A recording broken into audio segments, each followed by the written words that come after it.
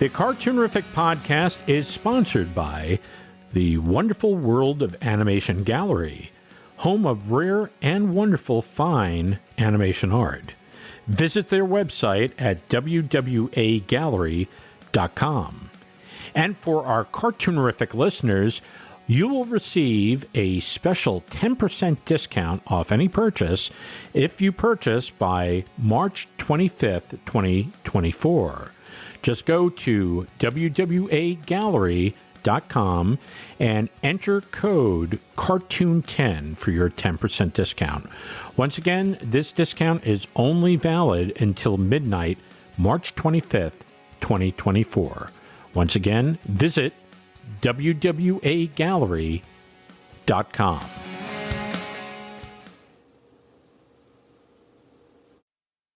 You're listening to the Cartoonerific podcast, classic animated cartoons, with your host animator, Brian Mitchell.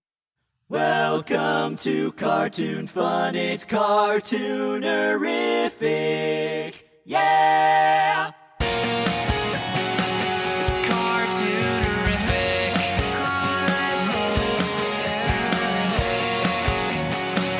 Cartoonerific, it's Cartoonerific,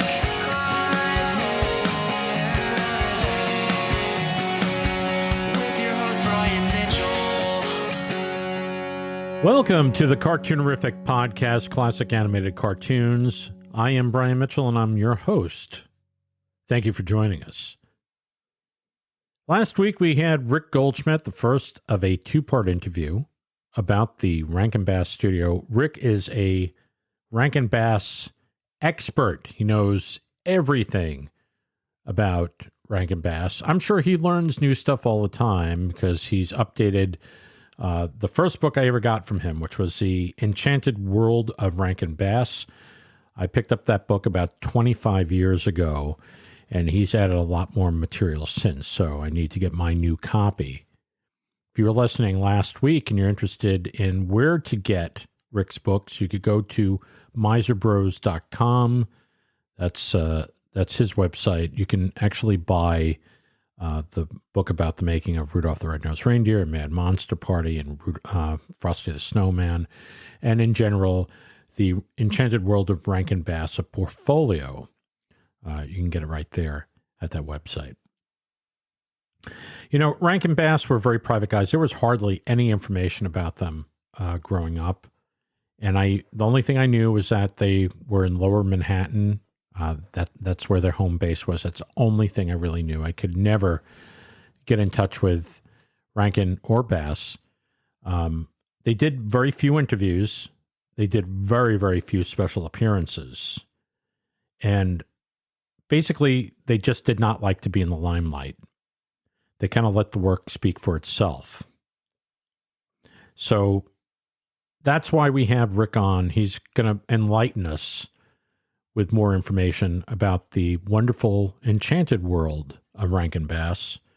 So part 2 is coming up. Please stay with us. Don't go away. Cartoonerific is the place to be to celebrate hand-drawn animated cartoons. The Cartoonerific podcast features interviews with the magic makers behind your favorite animated cartoons, with episodes uploaded every Friday. Or visit the Cartoonerific blog featuring articles about classic cartoon animation. At the Cartoonerific Gallery, view original animation art and memorabilia from your favorite animated films and TV shows. The company store features exclusive swag from the Cartoonerific universe. And coming soon, brand new world premiere cartoons on the Cartoonerific channel. It's all here. Join the fun at www.cartoonerific.com. That's cartoon, ERIFIC.com. It's Cartoonerific, saving the universe one funny cartoon at a time. And now, it's time for Cartoonerific News. Well, if you happen to be in the New York area, and I mean New York City, because New York is a big, big, big place, there's going to be a special screening at the Museum of the Moving Image. That is in Astoria, Queens. That is right over the bridge from Manhattan Island, New York City. They will be presenting Walt Disney's Sleeping Beauty in 70 millimeter. It's going to be introduced by animation writer, and he is an animator, but he's also a historian, John Canemaker. He'll be introducing the show. And if you haven't seen Sleeping Beauty in 70 millimeter, it's not shown in a whole lot of places on film. It hasn't been for a long time. So it should be an absolute treat. It is a ticketed show, so you need to buy tickets online, but I believe it's August 20th. I may have that wrong, but no, I think I have that right. Let me just double check. I'm going to take a look and make sure that it's August 20th. Yes, it's August 20th. It's a Saturday at 3:30 in the afternoon. So that should be very interesting and fun. And if you, like I said, if you've never seen it in 70 millimeter, you're in for a real treat. So once again, that is August 20th, 2022. And this is for those people that might be listening to this podcast after that. But just go to the Museum of the Moving Image website. You can get the tickets there. It's very limited. It's not a big theater, but it is one of the best places to see a film. And so that's that. And now it's time for our special Cartoonerific guest. Well, we got part 2 of the Rankin Bass Rick Goldschmidt interview, and I'm not going to bluster about it anymore. Let's just get right to it. Here it is. Enjoy. Yeah, and you can definitely see it. I mean, those things are really wonderfully art directed. I mean, the Rudolph the Red-Nosed Reindeer is beautiful. Yeah. And when you look at Frosty the Snow or Mad Monster Party, they're all really well art directed. Right. So, you know, if the animation seems a little bit, you know, herky jerky, or it's, they really tried their best, and somehow all that kind of works, you know, for what it was. And I don't, you know, it's not Rankin Bass without that. And, you know, somebody had said to me, oh, that stuff is like really, really cheap, and you know, and they're putting it down. And I said, God, they did something right, because those things have been around for, you know, Frosty is now Frosty has been around for what, 50 years, over about 52, 53 now. Yeah. So yeah, it was 69 when that came out, right? Right. And then I did my book on Frosty when it turned 50, so right. I kind of go by when my books came out. Well, there you go. And Rudolph's almost 60 years old, and it's still getting these tremendous ratings. I mean, it's bounced around. It was originally Rudolph was originally on NBC, wasn't it? Right. It was an NBC special, and then Rankin Bass not only did the special, but they also animated the commercials too. Yeah, for GE, right? Right. Yeah, and I remember those. Yeah. They because didn't they use? Okay, so this is my question: did they use the actual the elves from the special? Yes, they did. Yes, they used the foreman elf, the elf with the glasses, and the elf with the sunglasses. Right from the special. Now, Norelco, I think, also did something that was similar. Right. But they had a longer history with the stop motion commercials, because I've seen the Norelco Santa going all the way back to the 50s, where he's on that razor and he looks a little bit more primitive version of Santa. So yeah, a lot of people think those are Rankin Bass. Yeah, I got them confused, but but I remember those commercials, because I remember watching Rudolph the Red-Nosed Reindeer. It came out in '64, correct? Right. And I was probably just hit 3. I was 3 years old. That's how much of a, you know. And every year I was looking for that special. Every year, right? Yeah. You know. Good. The animation, which we were just talking about, isn't really why the productions had the longevity. I think it's a lot of things. It's the music, it's the characters, and so on and so forth. But the writing has such heart and warmth from Romeo Muller Yes. that it wasn't written like they write today. It wasn't going for a fast laugh or a crude joke or kiddie themes. It was written for all ages. Right. And that's something I don't even think you could explain it to too many people in the entertainment industry today. Right. That if you write for the entire family, even grandparents, which I think Romeo Muller had in mind, Right. it's not done today. It just isn't done anymore. Yeah. And Well, that's what makes them last. What I find interesting with this is, Walt Disney was basically, and I think even when they were doing Warner Brothers cartoons, they weren't playing to kids. Right. And Walt Disney would not aim a picture down to kids. It would just be a movie with certain values to it. Correct. Which was aiming up high. Is aiming high. The kids will pick up some of the stuff. They'll pick up some of the humor, but you play to everybody. And yeah, I think it's an art to do that. Right. To get everybody involved, and I think Rankin Bass definitely had it, because I can watch those specials now and still be entertained by them. I think Romeo Muller was one of these geniuses, Right. And he probably didn't look at himself that way. He probably just was happy to have the job, Right. to be able to do this. But man, to write anything and have it go beyond 10 years where people are, where it's relevant is something, right? Right. But all the things he's written, all these specials have just, they've basically they've lasted. That's really that's a big salute to Romeo Muller on, the wonderful job he did. And the funny thing is, like you said, he wouldn't think he was going to be that type of writer. And Rudolph was only meant to last a couple years on the networks. Right. So it isn't anything that they planned. And they said, let's write this stuff so that it's on television for 50, 60 years. They didn't plan it that way. It just happened.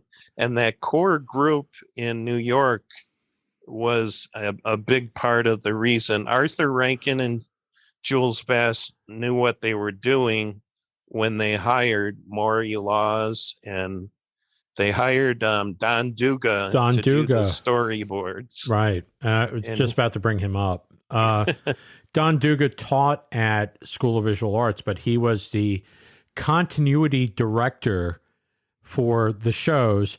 And people may know that commonly today as storyboard artist. Right. Because that's what he was. He did the storyboards for the specials in the stop motion technique, the animagic, and for the cell animation. So he was there working on. He did that on the Rudolph special, correct? Well, he didn't work on Rudolph, but he worked on Frosty, and I believe I don't know if he came in on the Little Drummer Boy or not. I think he did. Yeah, I think he was in. I think he was in there. You would know better. You would know better. He did. Yeah. So he was in there in the late '60s. So yeah. But he worked a little bit for UPA prior. Right. So did Tony Peters, worked at UPA. So did Howard Beckerman, who worked on some of their early stuff. He was one of my instructors at School of Visual Arts. Really? Yes. So he worked on Return to Oz. I know that. And he worked a little bit, I think, on the Oz series, too. Right. He wrote some of the scripts for that. So I mean, they hired people that really knew what they were doing and stuck with them for many years too. The two designers that were primarily, I mean, you had Jack Davis that worked with them, and then it was Paul Coker.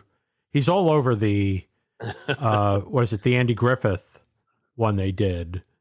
Oh yeah, Frosty's Winter Wonderland. That's right. Yeah, he's all over I mean, that's pure Paul Coker. Right. But Jack Davis, he would work occasionally. I guess he worked on Mad Monster Party. He was a designer for that, right? Yeah. And the King Kong show. Right. And the Jackson 5 show that you mentioned. Yes. I mean, Jack Davis, now that's how I got into being the Rankin Bass historian. Jack Davis was my favorite artist. Right. And I started calling him up right out of college. And I would say, you know, I want to do what you do. And, you know, I sent him my art and he sent me art. And we just kind of became friends over the phone. Oh, cool. And I said, hey, you designed Mad Monster Party. Whatever happened to Arthur Rankin and Jules Bass? And he'd be like, I'm still doing stuff for Arthur every so often. He said, give Paul Coker a call. He talks to him all the time. Wow. So I did that, and he gave me Arthur's number in Bermuda, and I called him up, and Arthur was just like, send me 2 chapters of a book. I said there should be a book. I didn't necessarily say I wanted to write it, but he said, send me 2 chapters. So I did. I sent him The Daydreamer and Mad Monster Party. Right. Because I had a lot of material on those too. And he liked it. And he just sent me a cassette in the mail talking about how he got into the business and so on and so forth. Right. So that's how it all began. That's pretty interesting. When you grew up, where'd you grow up, Rick?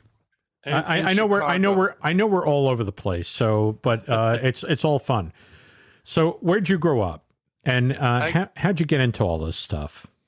I grew up in a suburb of Chicago called Alsip, and I had a great childhood because my parents kind of nurtured the artistic side of me. You know, if I liked, you know, television shows and cartoons and things like that, they would tell me when they were going to be on, and, you know, and buy me, you know, things related to that stuff, and just kind of was a great childhood. I was the type of kid that was always out playing too. Right. Riding my bike around, you know, going to buy baseball cards at the grocery store 3 miles away. Right. You know, that kind of upbringing. So Rankin Bass was sort of part of all that because I loved the holidays so much that we always watched the specials. But I never thought, you know, one day I want to do that animation, or I want to meet these people, or I want to be friends with these people.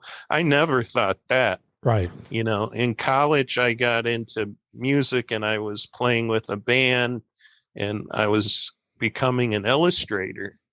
So it kind of all went through, like I said, Paul Coker and Jack Davis, who I idolized. You know, I just loved their art and I wanted to collect their art, and everything's sort of art related. You know, I have an eye for art, and the things that I collect, they're not only Rankin Bass related, they're, you know, television and film related to mostly from the 50s and 60s, and just a great era that Rankin Bass produced their shows during. Right.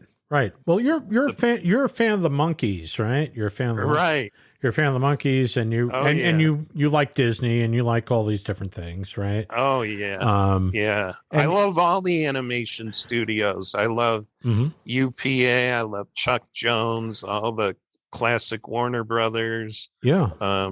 Classic Walt Disney. I'm not so much into the modern stuff. Right. You know. I mentioned before to you that I was friends with all the big shots at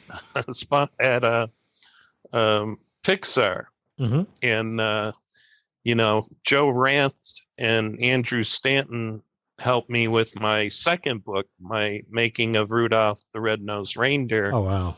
I worked with Andrew Stanton at Bakshi Studios on the Mighty Mouse: The New Adventures, and he was one of the guys.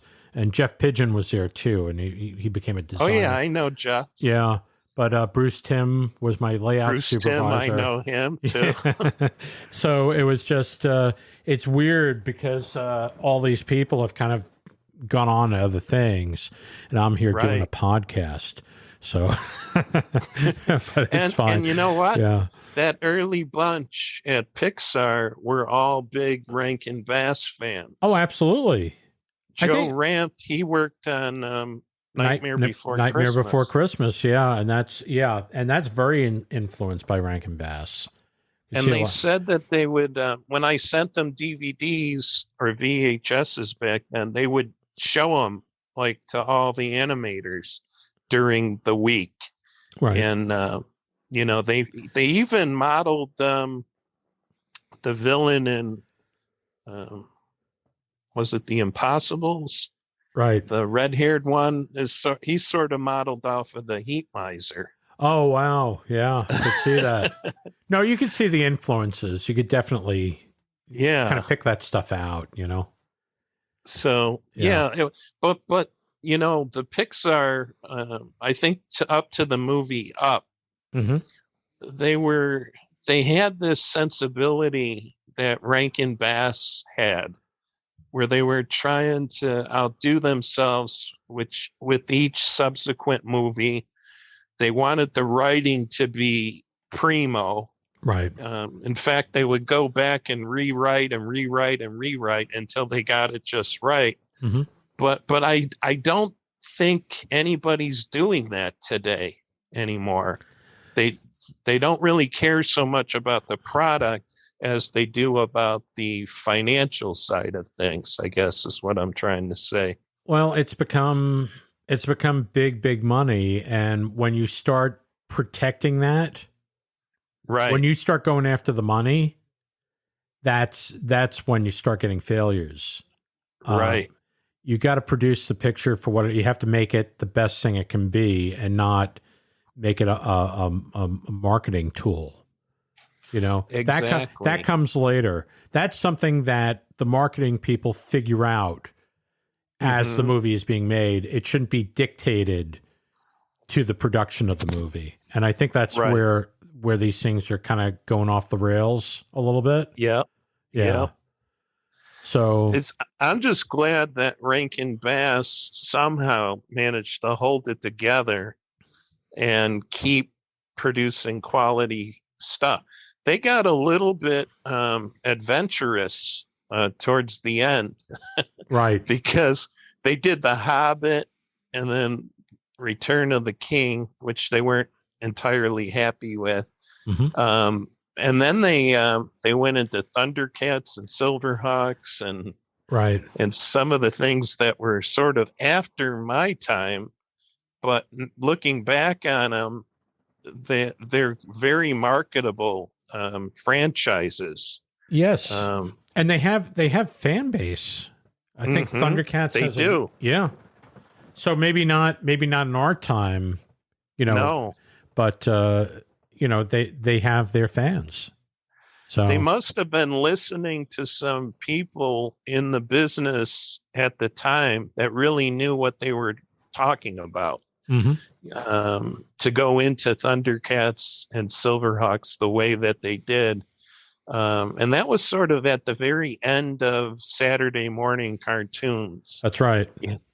Now that doesn't really even exist anymore. So it's interesting that they still had successes at the very end. Right. Well, I think they were very savvy. Mm-hmm. I think they were, they still had the focus on creating good shows. Right. but I think it was getting maybe a little bit more difficult for them as they're Right. getting older. Because, you need a lot of energy to go out and sell these things all the time, Oh, And then yeah. 65 episode series, 65 episodes of anything would kill somebody, Right. because it's just, Right. you got to make sure that the budgets are, you're meeting the budgets, and you're not going, you go over budget on one show and it keeps happening. And all of a sudden you're in a place where you don't want to be. So, Well, even as my first book came out in 97, Arthur still had the drive to make a big budget feature film. And eventually they made The King and I right. in an animated film. But it went through so many hands. And again, the budget wasn't really big, that it wasn't as successful as they would have liked it to be. Sure. And I think even the Rogers and Hammerstein estate decided that they weren't going to lend out or license out their music after that for Right. any animated thing, because it just didn't go the way they had wanted. But still, Arthur, he had the drive to want to do something big in feature films, even at that point. What was the last? I think I know the answer to this question, but what was the very last Rankin Bass produced film or TV thing was? Well, technically, it was Santa Baby, which was a good idea with an all-black cast Mm-hmm. of great performers. Eartha Kitt was but- in it, right? Yeah, Eartha Kitt Yeah. and Gregory Hines and Vanessa Williams and some other people. But that animation, even though Paul Coker designed it, it didn't quite look like Frosty's Winter Wonderland like you were talking about. Right. It just wasn't like the old Rankin Bass. So the last, And it wasn't Rankin. written, and it was not written by Romeo Muller, who passed Right. away. When did he pass away, Romeo Muller? he passed away, I believe it was 91, because 91, 92, or 93, because Arthur called me from his memorial. Oh my I God. remember that. Wow. And Arthur and Romeo had a falling out at some point, because Arthur felt that Romeo was taking too much credit Yeah. for the specials, and he went off and did Noel, about a Christmas ornament, and some of the strawberry shortcake Yes. specials. Mhm. And he also did the Little Rascals Christmas special Right. and things like that. So they had sort of a falling out. And but Arthur still went to his memorial, Right. still appreciated Romeo, which says a lot, because Mhm. I mean, he did have a big part in it, Yes. So even if he was taking too much credit, I think he deserved that, Yes. you. So what happened? What happened to Rankin Bass after the Santa Baby? Well, the last couple projects, the King and I and Santa Baby, Jules Bass wasn't involved anymore, even though they were using the name Rankin Bass Productions on those. He wasn't involved anymore. Wow. Yeah. The real last involvement together was the Life and Adventures of Santa Claus, the Animagic special, the last one from '85. And even though that style of that special wasn't like their others, I admired the fact that they tried to be a little different for the L. Frank Baum storybook. So Mhm. they had gave it sort of a medieval look. Right. And the music wasn't Maury Laws. It was Bernard Hoffer, who worked on Thundercats. And And Romeo Muller did not write on that. right. Yeah. Right. And what's interesting, though, is it does still have a large fan base. Although it's not one of my favorites, I don't know the last time that I even watched it. Yeah, it's definitely. I remember watching maybe about 15 minutes of it, and I don't even think I got that far, maybe 10 minutes into it. And I was just like, oh man, this is just not, it's not what what a Rankin Bass stop motion animagic is to me. And I got bored with it pretty quick. And so I remember turning it off, which I'm sorry to say that. But it's definitely not my favorite. I haven't watched it since. When Arthur came to my home when I was finishing up the first book, someone gave me a VHS copy of it to get signed, and I gave it to him, and he sort of slammed it down on my table and said, "I hated this one." Oh wow! I don't think he hated it in that, it wasn't successful. I think he had problems with it, right? And it wasn't as successful as he wanted it to be, right? And it kind of put an end to their television specials. They kept airing the old ones, but there were no new ones to be made, and they disbanded the actual animation studio in Japan too. Wow. Did they have them on call like all the time to work on these things, or? I think so. Wow. Yeah, and he tried to keep them busy, all the time. Right. In fact, I wrote about that in my Little Drummer Boy article that's going to be in a magazine this holiday season. Very cool. I wrote about the fact that with the Little Drummer Boy, at that point in time, 68, mm-hmm. they did Mouse on the Mayflower, which was cell animated. Yes, I've seen it. And they also did, they were doing King Kong, the cell animated series, and a few other things.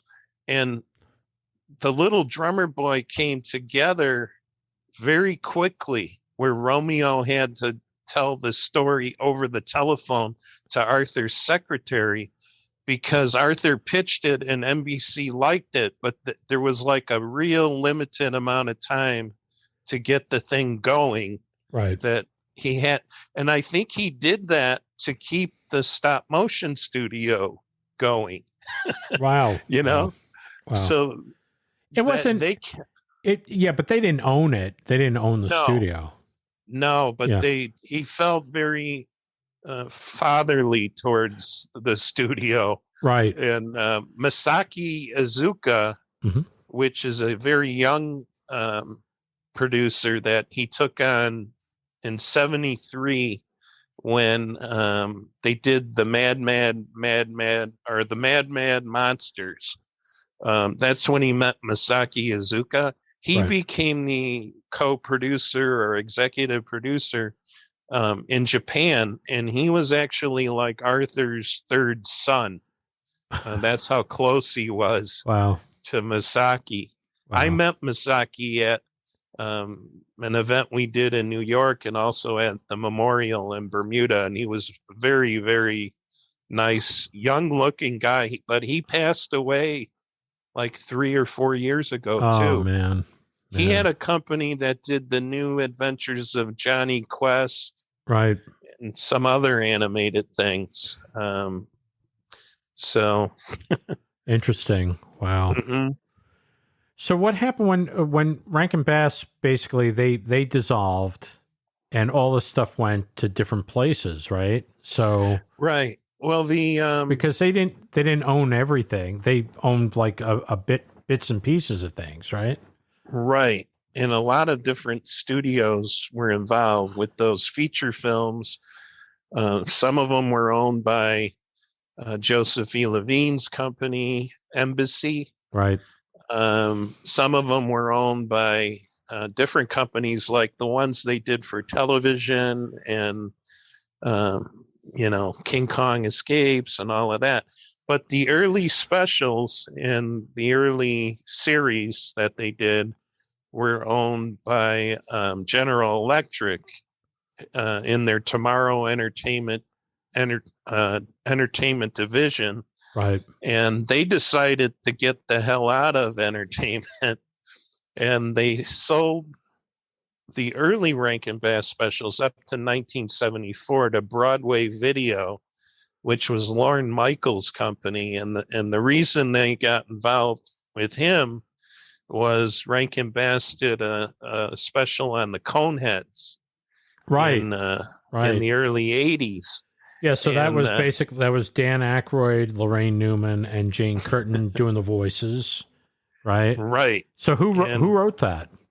And Franken and Davis, who created the Coneheads and were big writers on Saturday Night Live, they wrote it, but they didn't get along well with Arthur and Jules.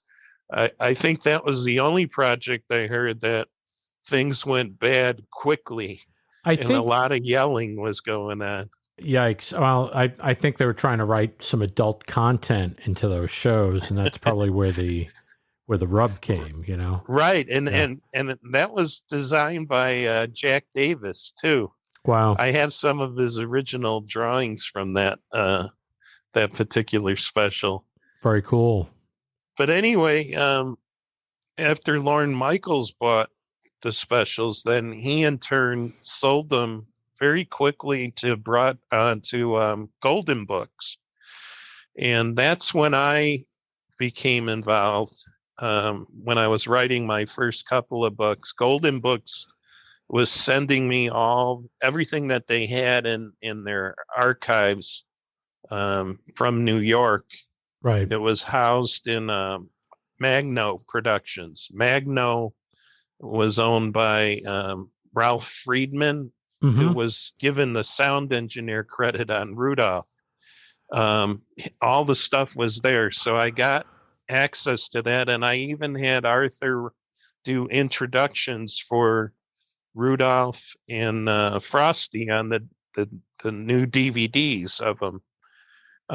And Golden Books actually repaired Rudolph somewhat, put back in the scenes that were missing. So that's the, oh boy, you're going to have to tell me what they are. What are the scenes that are missing? It was the song We're a Couple of Misfits was replaced by Fame and Fortune for many, many years. Right. From 65 to like 98. That's how it appeared on the networks. I never thought that was taken out because I have the soundtrack album and it's on the soundtrack album. Right. Yeah. But Fame and Fortune isn't. Right. Fame and Fortune was added in 65. Yeah. And then the end scene where Rudolph or Yukon throws his pickup in the air and it goes into the snow outside of Santa's castle, and he licks it again and says, "Peppermint, that's what I've been searching for. I found me a peppermint mine." And Hermie kind of falls over. That's the punchline. That's the punchline that was missing for many years. And it's still, the only time it showed on network television was in 64. Wow. That's it. They still haven't shown it on CBS. They haven't remastered it. They haven't done nothing with it. Wow. To fix it. It's weird to me because they could just advertise it as like, brand, restored version, new footage, and they must not go on the internet very often, because I've written about it on my blog for years. Right. All the fans know that it should be in there because it's on the DVDs now and on the Blu-ray. Right. So, I mean, they mess things up and just, they don't know what they have. And there was another scene with where they're playing the musical section of We Are Santa's Elves. Mm-hmm. that still hasn't been shown on the network since '64. Wow.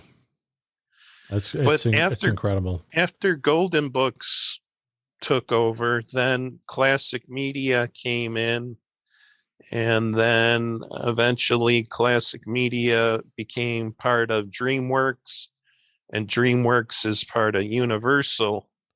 And a funny story about Universal is when they were doing the new Blu-rays about, I think it's been 4 years now, Mm-hmm. they hired a producer who I got along with really well.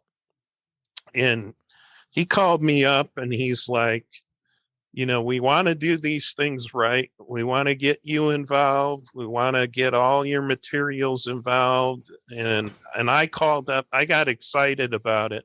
Right. So I called Paul Coker and I called Don Duga and I called everybody that, even Maury Laws, everybody who was still living. And I said, hey, they're going to do these right finally. And Mm-hmm. they want me involved. They want all that stuff involved. But then because of all the different people involved, that didn't go anywhere. Wow. Yeah. And they decided we're just going to do them and we're just going to get a bunch of people that are going to talk about them and say what they like about them. And I thought, oh my God. What a missed opportunity, right? Right.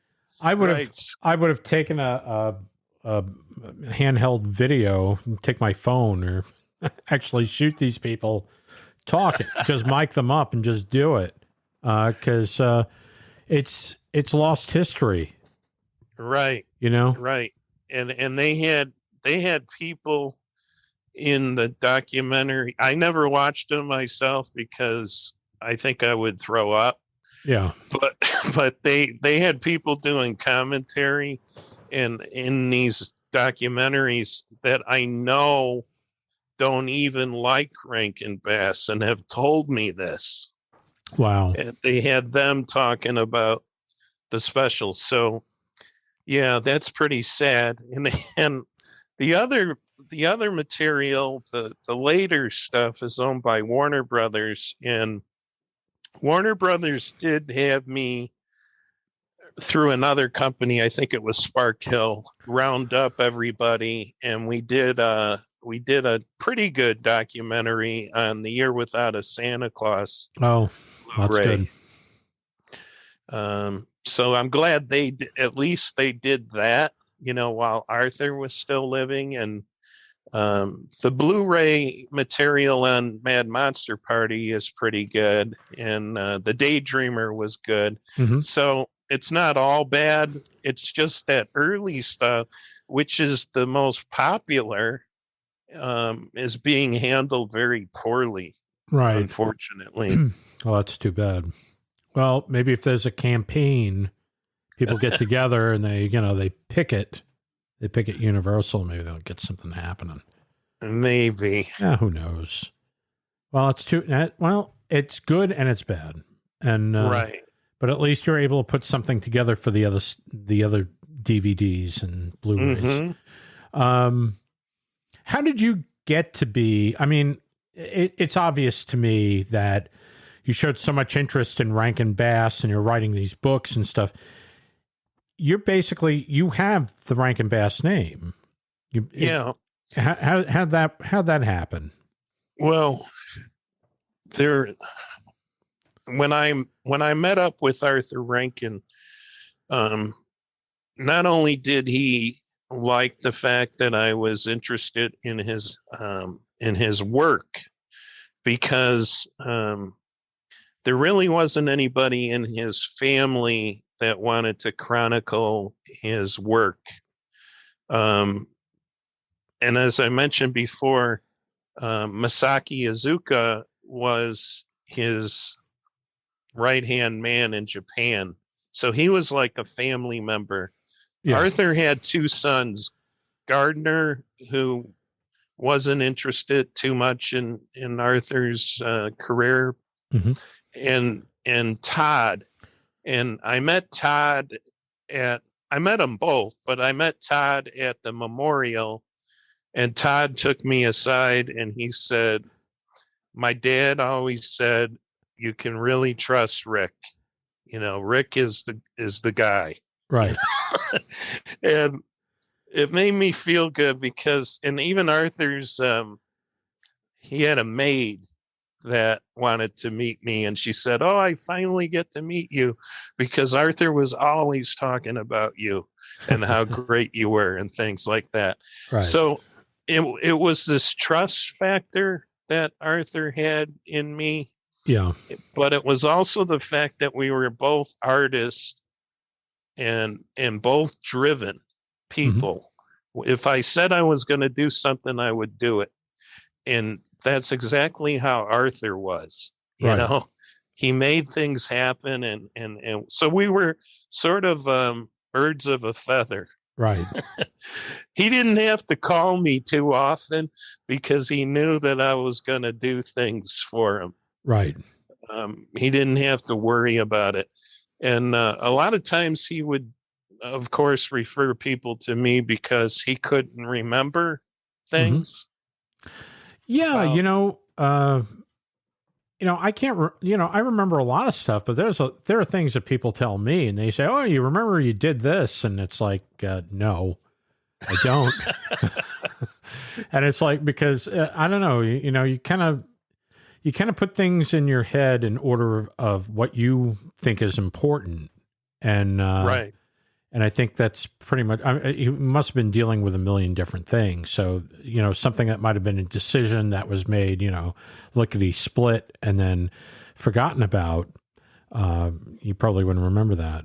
But I saw an interview with him and I think you introduced, I don't know. I think this was in New York. Right. And I believe you were on stage and you introduced Arthur. Is that correct? Well, I was sitting in the audience, but he introduced me a couple of times. Right. What he wanted me there for was the fact that he might not remember things, and he would rely on my knowledge of it. Your research, your careful research on all this stuff. But what was kind of interesting about that night was we had a book signing after the question and answer period, and Arthur kind of disappeared. I had Don Duga there, right. And I had Rhoda Mann and Bradley Bulkey, who did voices in The Year Without a Santa Claus. Yeah. We also had the puppet of Red Skelton from Rudolph's Shiny New Year on my table. Oh, wow. And there was a long line of people lined up, after the question and answer, and Arthur was gone. Right. He didn't really want to be a part of that too much, meet and greet kind of thing. That wasn't what he liked to do. He got what he wanted out of, right. having the sort of a tribute and question and answer kind of thing. But then after I was done signing the books and everything, he had this big party upstairs that I didn't even know about, like this catered party, and all of his agents and lawyers and his wife and his people that he worked with were up there. Right. And he had this beautiful catered dinner. And when I got up there, he sat me at the head of the table. Right. I had a friend with me too, who was able to sit down and we ate, and he kind of treated me like I was royalty. And he also was proud that there was a bunch of people in line for that book signing. Oh, yeah. It was like, man, that was like a long line, and holy cow. And I mean, this is the kind of relationship we had, Right. It was just, he really appreciated that I cared about his work and that I was there to see it live on. Right. And he even said that to me towards the end, that I want to see this live on, and Right. and that's what I do. And I just make sure that it's still in the public conscience. right. And I have to wonder why the things are still important to everybody, and they are, thank God. Yeah. Well, It keeps me going. well, you're definitely keeping it alive. And Yeah. when you wrote the book, The Enchanted World of Rankin Bass, which we're going to talk a little bit about where that's available, where people can pick that up. It was just like there was nothing for years. I mean, these guys were basically, they were the furthest thing from Hanna-Barbera and furthest thing from Walt Disney or Chuck Jones or anybody, Jim Henson, about getting attention for themselves. These guys were the masters of the television holiday special. You're right. You're right. And the fact that all these things have gone on for years and years and years, I mean, it's amazing to me that these guys never came out and did I don't remember ever seeing an interview with them. I'm Right. sure there's something somewhere, but I think there's something on your site. I think it was an interview with Romeo Muller, Right. some article. But so, I mean, if he did one interview, it was probably more than anything they've ever done, as far as publicizing his stuff. So just the fact that, I know there's a long interview that's on YouTube. I think it's the Academy, I guess the Television Mhm. Academy that did this. We published that too. Yeah. Yeah. We actually put that online. And you're right. I had meetings with Bill Hanna and Joe Barbera towards the end of their lives. Right. And they were aware of Rankin Bass, Mhm. and it wasn't anything like very competitive. Right. They just admired their work and loved it. And you're right. That's kind of what fascinated me about Rankin Bass was I never heard of anything about them. Right. And I thought, man, their work is so identifiable, so iconic, that's interesting in itself, that nobody's written anything about them or even published pictures of them. I didn't know what they looked like. Nothing. And I mean, I knew they were Manhattan because when I was growing up, I would scour the Yellow Pages. Sure. Because I called Jim Henson. I called a lot of different people in California. I actually had the Los Angeles Yellow Pages, and I would call so like Bob Clampett and Chuck Jones and some of these people. I called Friz Freeling, and he picked up. It didn't even go through his secretary. Same thing with Bob Clampett, and so I thought that was weird. Jim Henson, I called on a Saturday, and he picked up the phone. So when I called Rankin Bass, and it had to be like in the late 70s because I was a young guy, I was maybe 17, 18 years old, and I was looking to try to get in somewhere, because there weren't too many New York animation studios. And here was Rankin Bass, I think on 30th Street in Manhattan, or I forgot the actual address. I know they were in the 30s in Manhattan where their office was. I called up and I would get a woman on the phone and she would say, "He's not in." And I'd say, "Well, are you looking for anybody?" And it's like, no, but I'll take a message and I'll pass it along. You could never talk to Arthur Rankin, You could never talk to anybody except for this woman at the studio, and who knows where that went to, that could have went to somebody's house, and I have no idea. But, but yeah, I tried for a long time to try to kind of break into the industry, maybe working for one of these one of the few studios in New York, and could never get anywhere with them. So I found it really amazing that you were actually able to, send a letter to the guy and actually have him respond. Well, I can tell you this, Arthur, as nice as he was and as friendly as we became, he could be very intimidating too. Yeah. He was kind of like the typical producer that doesn't have much time for you, like you better come to the point within a few minutes or I can't deal with you. Yeah. That kind of a producer. Oh yeah. I knew Peter Peach. You ever hear of this guy? No. Peter Peach was he was like, Pat, which was basically, TV. They call it Pat Productions or Total TV. Yeah. It was all the same, but I called him, and he's passed away now, but I called him because I was working with a friend in California. We thought Underdog would be a great show to kind of revisit and maybe pitch it.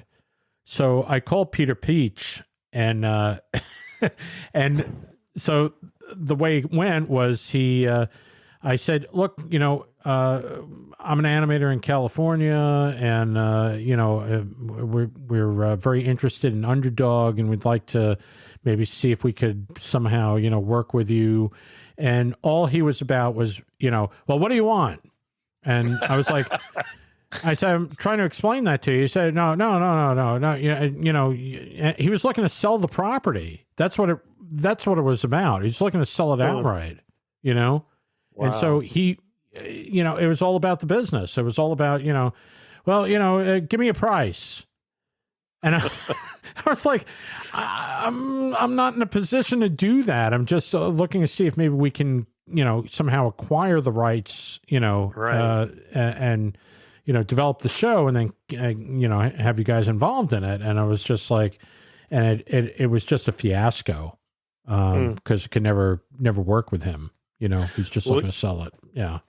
Well, my understanding, as far as Rankin Bass Productions goes in New York, was it started as part of Arthur's residence somewhere when he lived near Johnny Marks. He lived in a brownstone building somewhere, and one of the floors he made into his studio, Right. So whenever they would move from one building to the other, they actually tossed out a lot of stuff,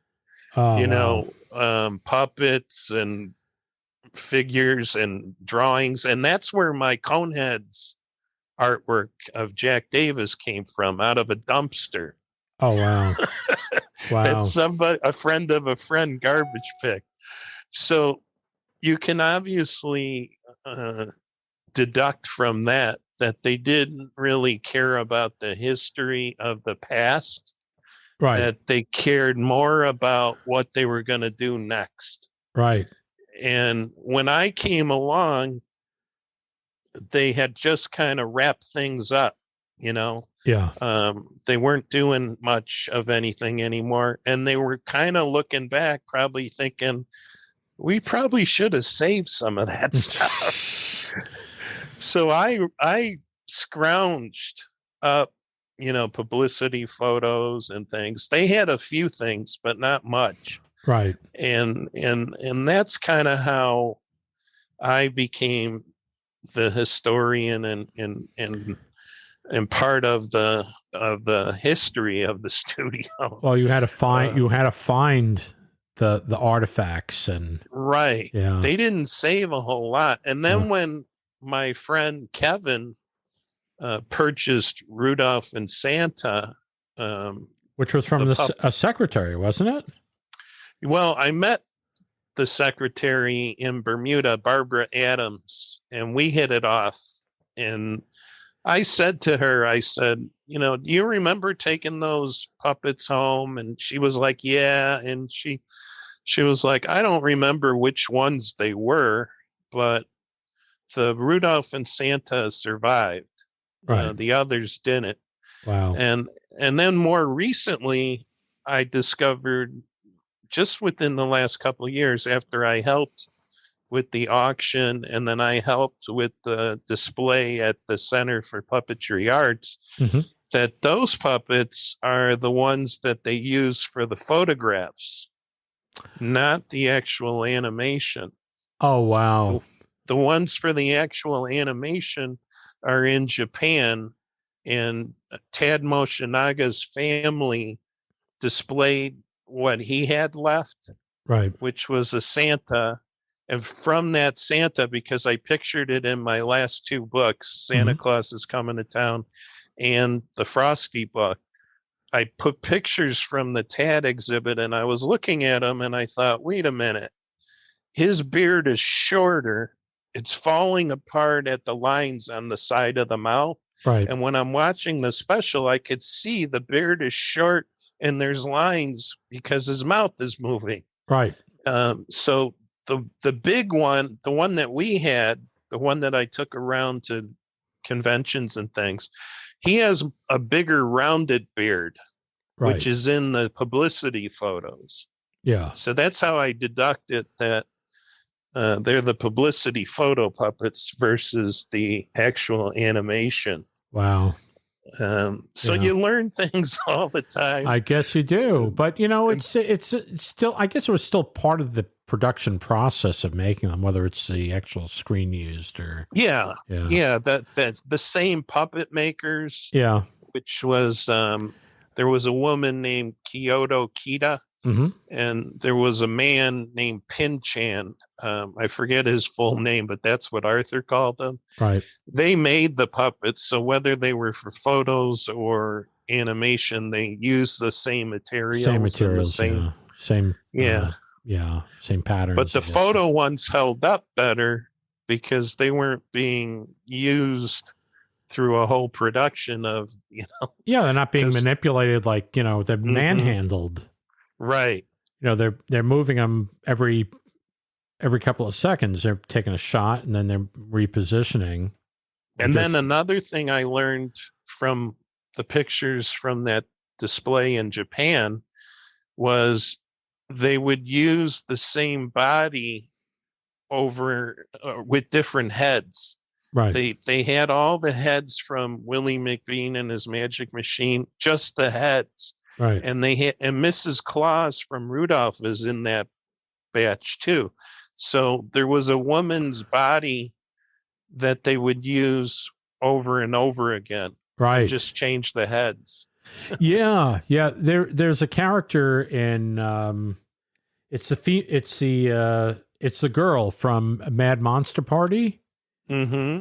And I could swear, what was the name of the character? Was it Francesca? I could swear the same body was used for Jessica. Maybe. It looks very similar. Very similar shape-wise. Yeah, but who knows? Anyway, Rick, we're going to wrap it up. I'd love to have you back later in the season to talk about Mad Monster Party and Rudolph the Red-Nosed Reindeer and some of those other holiday specials. And I hope you'll do that with me. Sure. Okay, cool.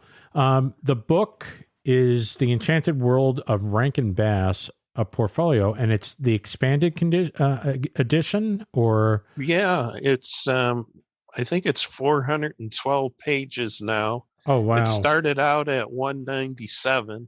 Yeah. And we added a lot more color and a lot of photographs of the puppets and some of my appearances and all kinds of different things. Yeah, and there's even pictures of Rankin and Bass in the book where you probably won't see anywhere else, right? Right. Yeah. Where is the book available? Is it available from you or Amazon, or where can you get it?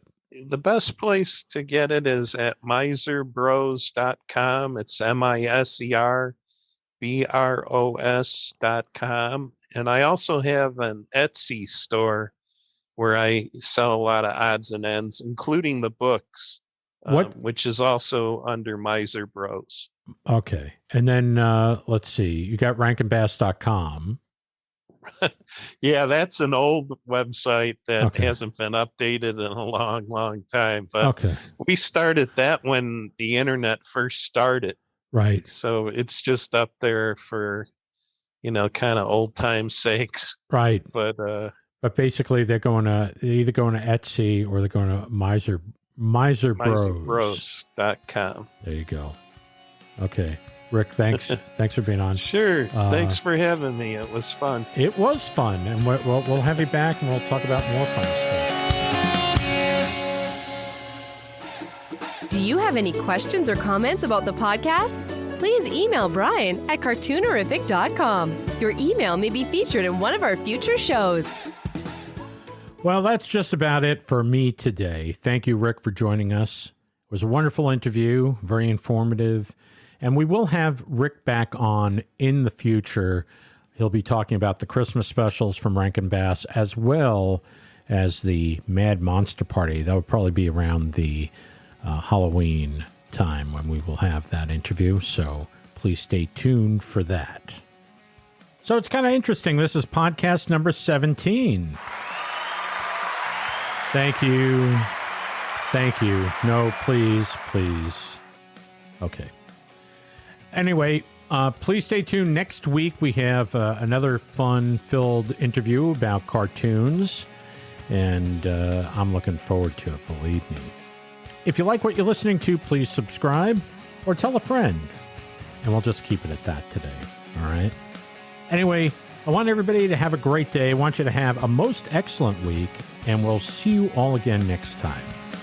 Thank you for tuning in. This has been a Cartoonerific Studios presentation.